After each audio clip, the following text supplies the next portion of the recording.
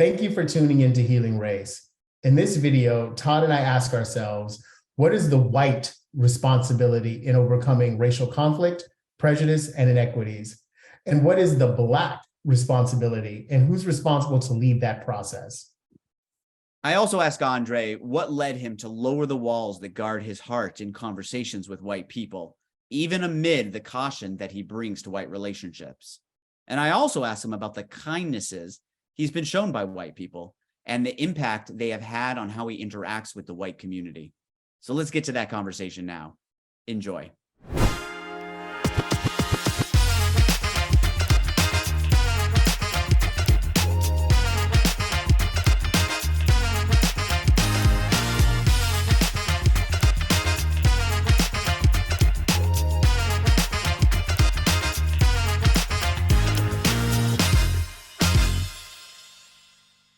I also want to make a very deliberate point, and maybe this is controversial, but I'm going to say it anyway, to say that's a distinctly white problem.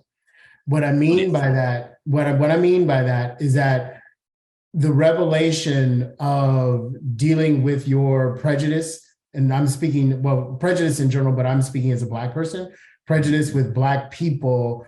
It's not for, how can I say this? It's not for the Black person to get over their stuff, because our stuff is in response to yours with respect to the power dynamics in this country, institutional power dynamics in this country. That's what I would say.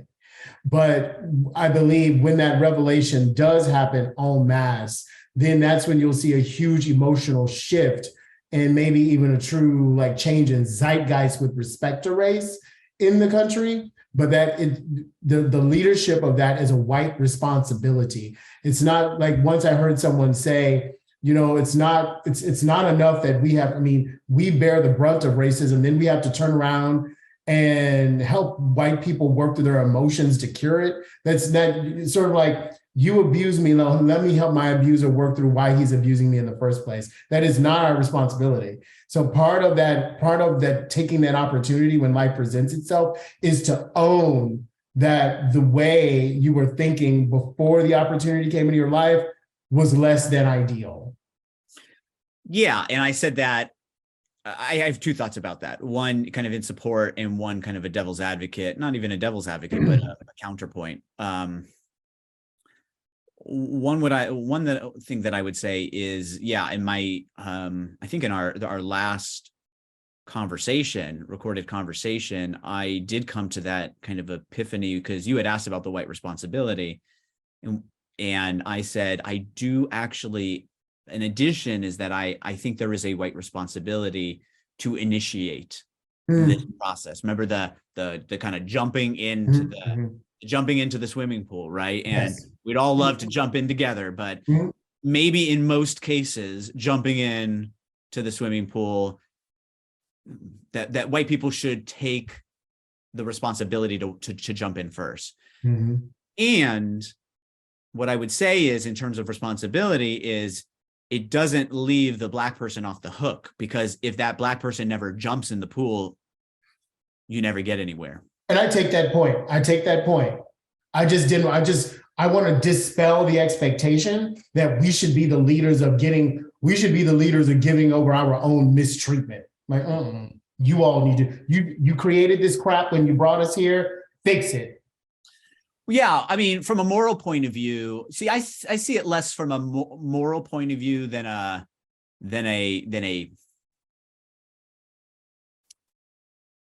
practical point of view. Might be the way you have to say it. Here's the reason why. I think what a reaction to what you said would be is, yes, I'm a white person. Let's even give this person some credit. They're not like a neo-Nazi, right? Let's say they're a white person who acknowledges that there are inequalities between races that are based on some historical trajectory. Okay, let's just put it there, right?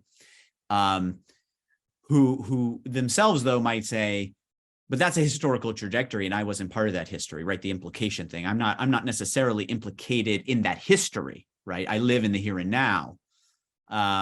And let's give them their dues about that. Let's give them credit. Okay. Let's just assume for a moment that, okay, you know, maybe you carry around biases, but maybe you do, you know, carry yourself in such a way that minimizes prejudice, minimizes bias. Let's give them that. They might say, I don't necessarily have a moral responsibility because I don't feel a tie to those people historically, but I understand what has led to the conditions that we have as our reality right now. And I understand the reasons why there would be more mistrust and hesitancy on the part of Black people to enter into these vulnerable conversations. And from a practical point of view, for the best interest of all, I think that whites should take that greater responsibility because they're not carrying that with them in the same way. I'm not saying that white people don't have anxieties. I mean, clearly they do, or baggage that they bring to conversations. I mean, clearly they do. So I understand. I think there's a moral imperative from the point of view of,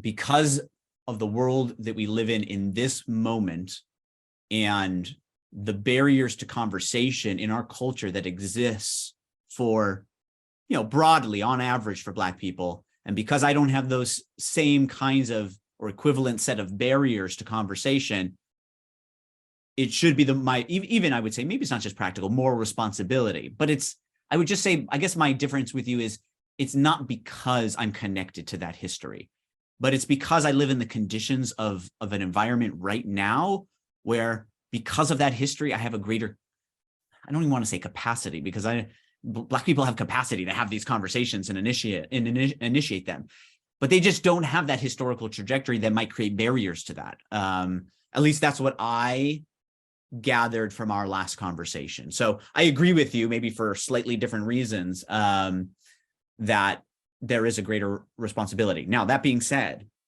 here's what I would say. You know, there is, so example, there was a white supremacist, actually like the son of like someone who was part of leadership in the, you know, David Duke, whatever those people called it, you know, the Ku Klux Klan, but like there was like a group, I forget what the group's name is. He, as the son, well, it was David Duke, someone who was really close with David Duke, his son, who grew up in a white supremacist environment. Okay. This is like a broadcasted story. You can look it up. Yes. A story that's been told. He, as the son, was socialized into this and believed in white supremacist views, and played a big role. He developed a site. I forget what the site is. It's like a very heavily frequented white supremacist site. If it comes to me, I'll mention it. But and still used to this day. When it was time for him to go to college, he decided he wanted to go to a liberal arts college. He thought it would be the best way to foster and support his growing kind of intellectual development. Now, of course, those places tend to be highly liberal, right? And full of minorities. And so he was there, and I don't know if it was his first year or his second year, but he got outed as a white supremacist because he kept it quiet. It's not like he broadcasted at college, but he would still, Storm Site. It's something Storm is part of it, is part of the name. But anyways, he would go to like conferences or give talks, or, you know, so he was still involved, but on the side and in hiding. Yes. But, you know, we live in the world that we do now, and you can't keep that stuff hidden for long. And someone found out, saw some picture of some event that happened, and he was there, and outed him to the whole college. And you can imagine the uproar that happened. There was a Jewish student who reached out to him and invited him over. For Shabbat. And started inviting him over time. And that through a series of experiences led to his complete transformation and his leaving. There's Daryl Davis, the musician, who I actually interviewed last year or earlier this year. And, he tells the story of how he lived in different places because of, I believe it was because of the military, because of his, I think, father, anyways, whatever his father's position or his mom's position or one of their positions led them to live abroad. And then he came back to the States. When they came back, he had an experience of being in the Boy Scouts, and all of a sudden people were throwing rocks at him, and he had no idea what was happening. He just hadn't experienced racism. And, his, Boy Scout brothers or whatever they call themselves were protecting him and taking him away. And he was trying to grapple with what in the hell was going on. And,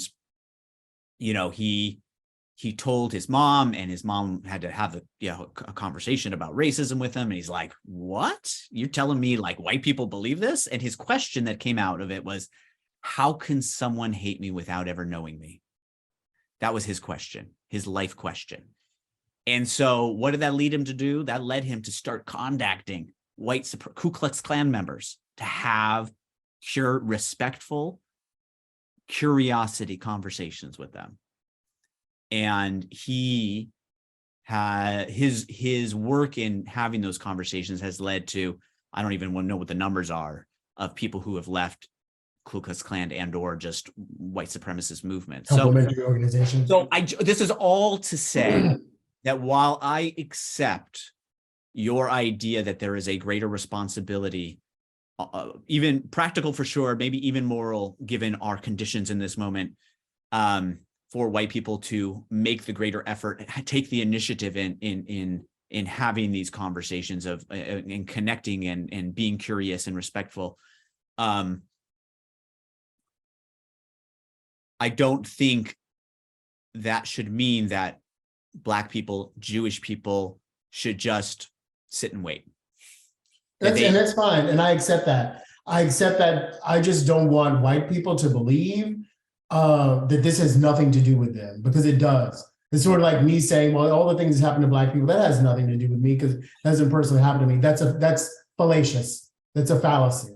I get where you're coming from now. You want to say, with my example of the person who doesn't want to have the relationship, you want to say, don't just wait for it to come into your lap, right? Don't just wait for the time when you have to have the conversation.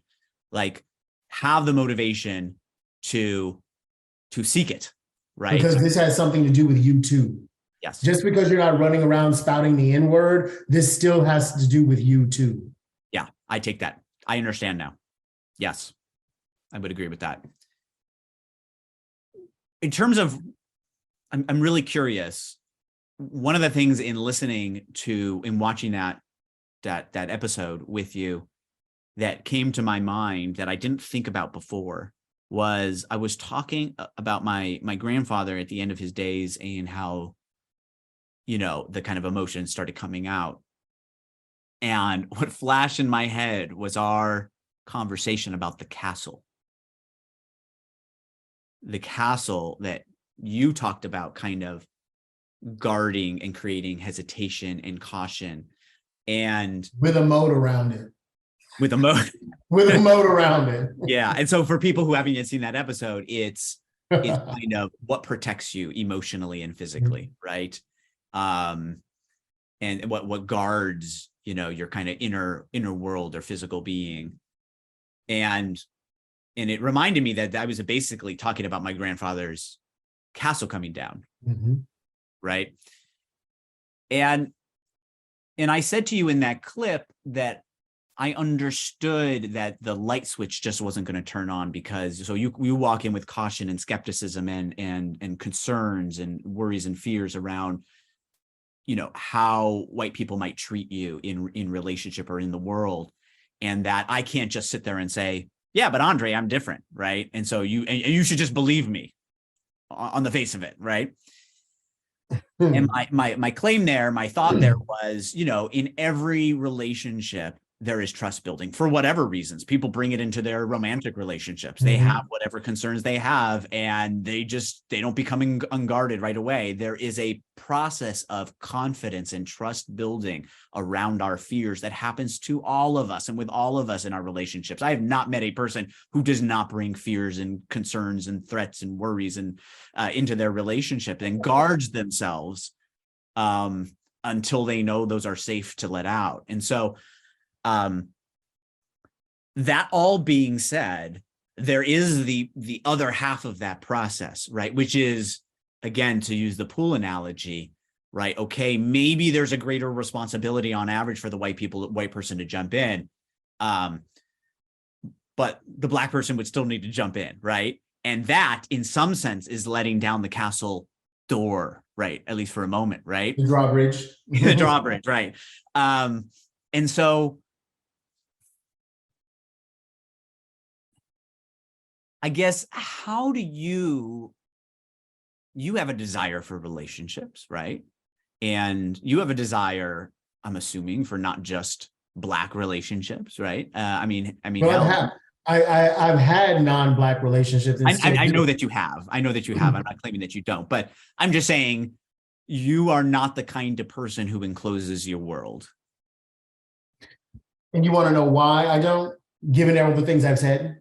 I mean, you do, but you don't. Like you travel all over the world, right? Like, yes, I have. You do and you don't. I know you have instincts to do so. So let me just be clear. But in your goals and aspirations for your life, you don't desire to enclose yourself. So now, why? Why don't you? I have the answer to that question because I've been thinking a lot about including other people in the season 2, right? When we start taking this model of conversation and working with other people. Because despite any fears, social fears, and even fears of physical harm I may have, I'm still propelled by a genuine curiosity about people. And when you are a part of a group where the elders of the group have been telling you of a certain generation, watch out or beware or make sure mind yourself when you're around these people, you develop a natural curiosity. I'm like, well, who the hell are we? Who are these white people? What are they talking about? And so, my relationships were always fostered around an educational experience. So these things are kind of easier to do when people are in school together. Now, being a middle-aged man like I am now, that's harder to reach out to people who are not part of your group because you have to be very deliberate in meeting people and you don't want to be offensive, right? But it was through educational experiences, meaning at school, where I was able to do some of that social exploring with white people.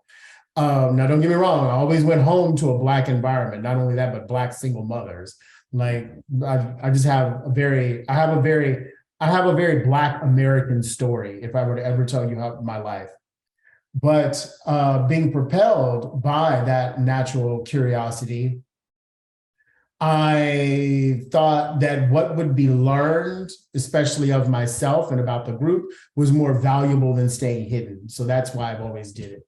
And that's what kind of led me, because I didn't have to become friends with you, right? I could have been silent and stoic and at our university. I could have just stuck only to mostly Black students. And I kind of know some people who had that kind of experience, right? But I didn't. I allowed I remember the moment we bonded, actually. I remember the moment we bonded. And that's when I said, maybe this guy is worth exploring. And then here we are 26 years later. Yeah. So what enables you? I mean, you've answered the question a little bit in past episodes about, you became more open with me showing respect and showing that curiosity toward you and having a sense of empathy. I guess what I would say is, if the challenge for white people is the initiative, right? It seems to me that on average, again, that the challenge for the Black community, or at least some portion, To say I'm open, I'm open. You have to say I'm open. You have to say I'm open. To be willing to be to grasp that trust, right? Yes. Mm-hmm. I'm not saying to just, again, flip the switch and I'm an open book. Let crush the castle walls. I'm not saying that, but I guess the willingness to, I don't know, take those confidence building measures and run with them in a way that allows the conversation to move forward, because you did that, right? I mean, hell, in our first conversation, you just cussed. No, you just cussed. You shared, and you never cussed. You shared your fears, right? I mean, you certainly didn't have to do that. Generally, you could have, kind of, to use your example of like even us meeting and being roommates as freshmen, you didn't have to share it, and you certainly didn't have to share it in the first time we talked. I'm a Samantha. No, that's a reference from Sex and the City. So you shared it, but yet you have this castle, right? And so I feel like you did grasp it, right? You did give it a chance to fail, I guess is what I'm saying. Because you talked about risks earlier, and I thought a lot about that while we were watching too. Mm-hmm. When I said, when you asked me the question, what it was like to be white, and I said, I didn't even think about it. And you said, and I said to you, and I can see saying that itself is a luxury, that not having to think about it frees my energies. And you said in that episode, to do what? To take risks. And so I know that risks is something important in your mind. And the thing is that it is a risk, right? I mean, it's a risk to initiate on the white side. We've talked about reasons why that's the case in previous episodes. But when that risk is taken, no one's perfect. That white person on the other side is not going to be perfect. They're going to make mistakes. And so I guess the question is, like, as long as you're seeing some reasons to feel more and more confidence, like, how do you bring yourself to take the risk, to be vulnerable, to be open? And that's a really important thing to bring up, that no one is perfect, because I believe in the Lord. So for everybody, I believe in the Lord. Grace has been all throughout this conversation. Grace, God's grace, Todd's grace, my grace has been throughout this conversation. And to free yourself up, it's almost like a flower unfolding. So for me to take that risk, especially in the very first episode, at the very first 5 minutes of the conversation, well, if I'm going to do this, I'm going to do this. Meaning, if he has a genuine curiosity, then I'm going to present it. And I'm going to, like I said in the very beginning, and by the way, people who watch this is not a lie. I'm not lying. When someone comes to you heart in hand, you rise and you speak your truth. You want to know my truth? This is my truth. The reason, and I can answer this so well because I've done this in my gay life, like, there's trust. When you come out to people, you're like, okay, are these people going to act negatively? Are they going to try to do harm to me? It's the parallels are just there, being gay and being Black.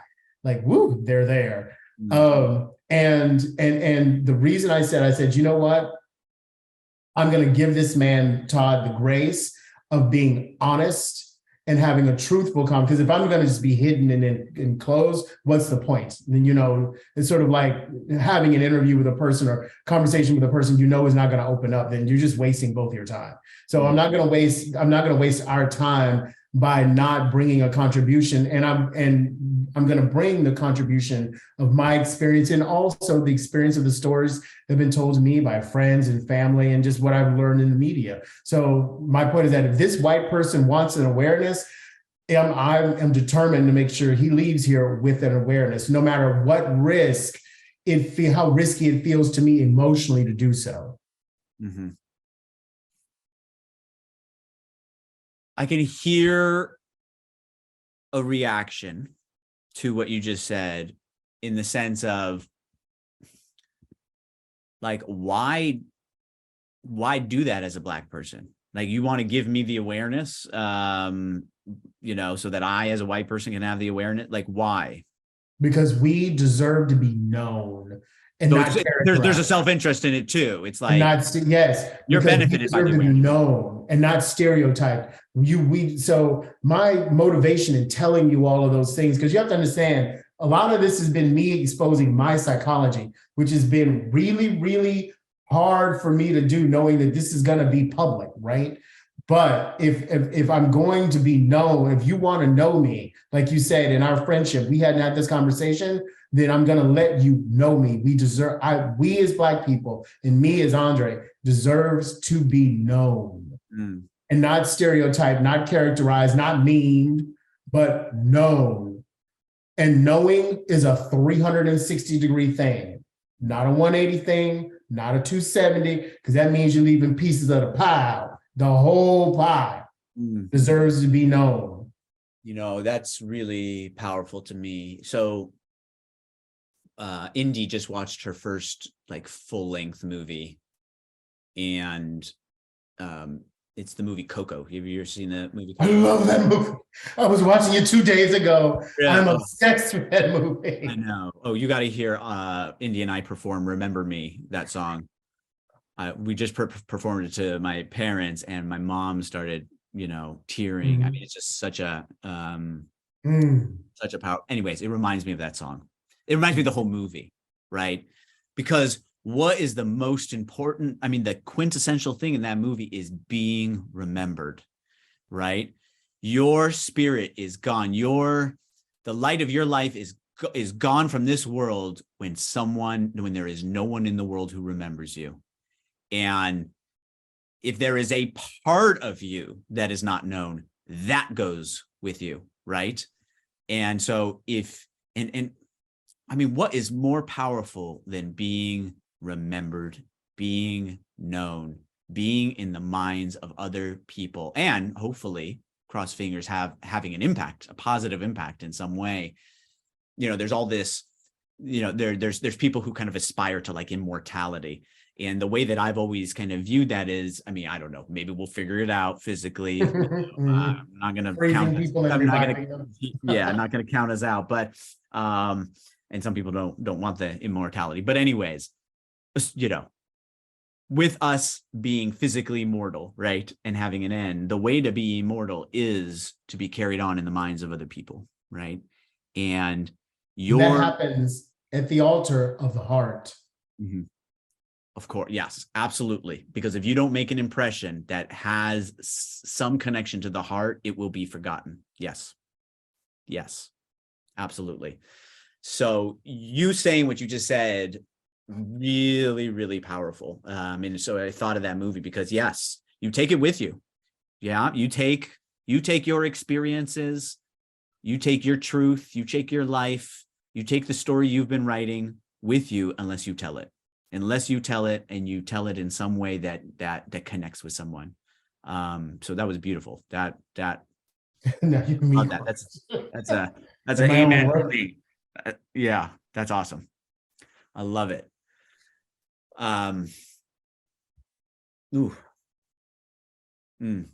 Yeah. What you said really is so true. It's so true. Yeah. Speaking of your truth, you talked at the end, the last thing you said was the white people who showed you kindnesses.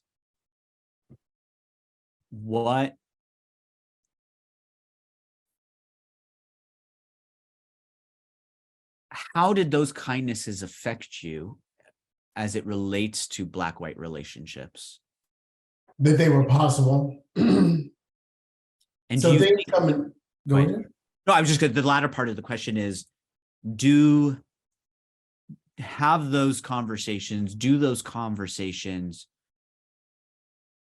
increase your ability to let the drawbridge down to yes over time to white people more generally? I'm not saying that you just all of a sudden become an open book for everyone, but to have a sooner, stronger instinct to trust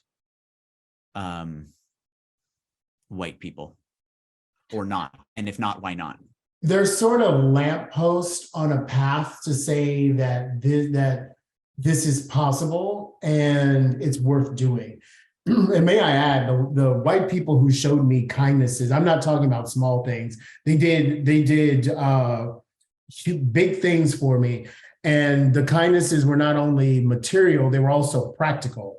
With Like what? respect, Like what would be no, I'm not something? practical. I'm sorry. Yeah, like what would be a big thing in like that? Or emotional. Well, one particular person showed me an immense amount of emotional support during high school when I deeply, deeply needed it at a time when I couldn't count on my family emotionally. My family will say that's not true, but it is true. So at a time when I couldn't count on my family emotionally, there was a white person in my life in an educational setting who is absolutely very dear to me even to this day, even though the person has since passed on, and who was an immense rock for me. And I will always remember there is this person, she is at the altar of my heart. So the ofrenda, I have created an ofrenda to this woman in my heart because I remember this support. And when you're a teen, especially a gay Black teen, what the hell, there's support is the biggest thing you need, right? Other than just having your basic needs met. And my basic needs were met, but I mean emotional support that I really, really needed. So that's an example. And then another white person did help me out practically with, a material good. So, and this isn't to say that, Black people have never done anything for me at all. But what I'm saying is very similar to your grandfather and the blanket, that when I was in either emotional or worldly need, there were white people who helped me without anything in it being for themselves. And we just kept it between us. And that has always touched me. Like I said, I'm a middle-aged man and I still remember this was decades and decades ago. And I still remember what it was, how I felt and everything. So that's those kind of lampposts of light when, the light of love, and I don't mean loving, they loved me specifically. Now I know that and reflecting on all these years, but just the love of humanity. And, this person has a light inside of them, this young man, and I want to help cultivate it. And I think it's worth cultivating. Them seeing that light in me helped me see the light in them, which sees the light broadly, and it's being drawn toward that light, toward what I know is the highest of people, even when they're showing me their lowest, is what fuels my curiosity in people and why I do this show and why I think I'd be really good at doing this show, especially with other people, because I'm naturally curious about that light inside of them and what motivates them either to shine it or to dim it. And these people shine their light at a moment where I desperately needed to have light shined on me. See, that to me, I know we said this in the last conversation, that to me speaks so strongly to like what I have always taken to be the central theme of Black Lives Matter. I know there are issues that are being advocated for, and there are different people have different opinions on those issues, how big of an issue they are, or how to solve them. And be that as it may, putting that aside, what I have gathered throughout this conversation and what I have always felt that Black Lives Matter phrase has meant to me is this feeling to know that someone cares about you. Thank you. Because that's what when I saw BLM form, and I was like, there's someone, if something like that were to happen to me, thank God there's an organization that cared that it even happened. Seriously, they cared that it even happened. Yeah. And our push, the words being pushed out are saying, hey, other people, we don't feel you care. Yeah. I mean, and again, you can differ on how to tackle issues, you can differ on that, but if you understand that underneath the issues and underneath the statement, at least for, I'm guessing a lot of people, is this sense of like, hey, we don't feel we care, that we matter, that people, that non-Black people care about us in this country. And it feels as though that we're not worthy of being known. Mm. Mm-hmm. Yeah. So these people show you these kindnesses, Andre. They see the light in you, meaning they see that you have something within you that gives them, in just being a human, and in particular in being Andre, that gives a reason to show, express love in action, caring in action. And through that, you see their light, right? You see, because someone who can give that, right, clearly has something inside of them.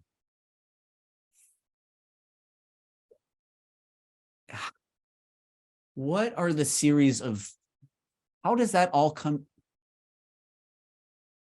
How do I put this? I'm wondering how those experiences affect you vis-a-vis white relationships in conjunction with the other stuff you talked about in terms of the historical history and current present moment and things you heard through family and friends about reasons to be skeptical, to be cautious, right? And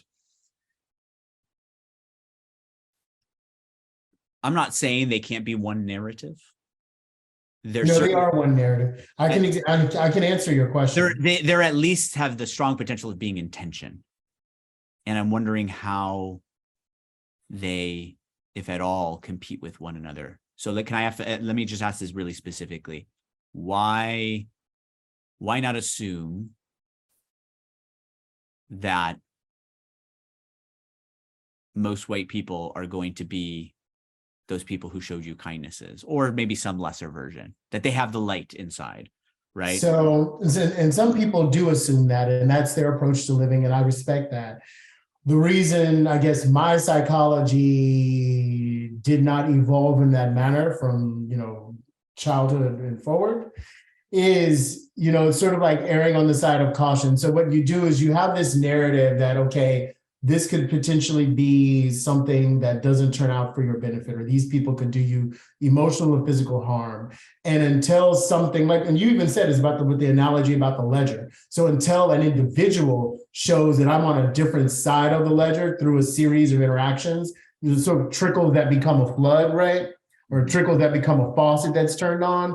Once you see that, all of that happening, then you begin to set the individual apart from the narrative you have about the collective. And I really feel that white people have done this with Black people. It's sort of like, well, I think this about Black people, but you're okay. I've had that told to me by, being gay. Like, I don't believe in, homosexuality, but you're okay. I mean, what's that saying? Hate the sin, love the sinner. That's rooted in that kind of thinking, right? Sort of being micro and macro myopic and otherwise in your view. And as individual, as you have narratives about a group of people, as the individuals chip away and they move away from that world view that you have about those people, then you're able to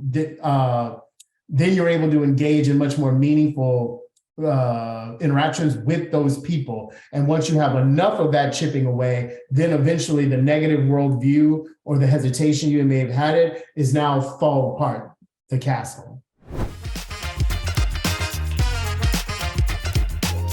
Thank you for watching this episode of Healing Race, and stay with us for a scene from our next video.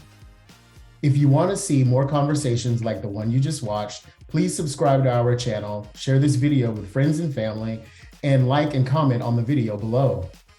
If you'd like to be a guest on one of our episodes and have an open, real conversation about race, email us at guests@healingraceshow.com.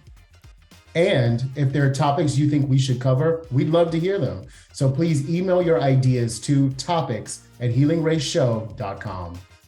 As always, thanks for your support. We look forward to continuing the conversation with you. Now, here's a scene from our next Healing Race. I already know the blowback we're going to get for this because you see this light-skinned Black man sitting in a comfortable condominium and talking about his Costa Rican husband how the fuck are you unequal? How, with a Stanford education, how has your life personally been done wrong? I can hear the blowback now. To watch the rest of that episode, go ahead and click the video below me. To see a different compelling Healing Race episode, you can click the video below me. We look forward to seeing you in the next video.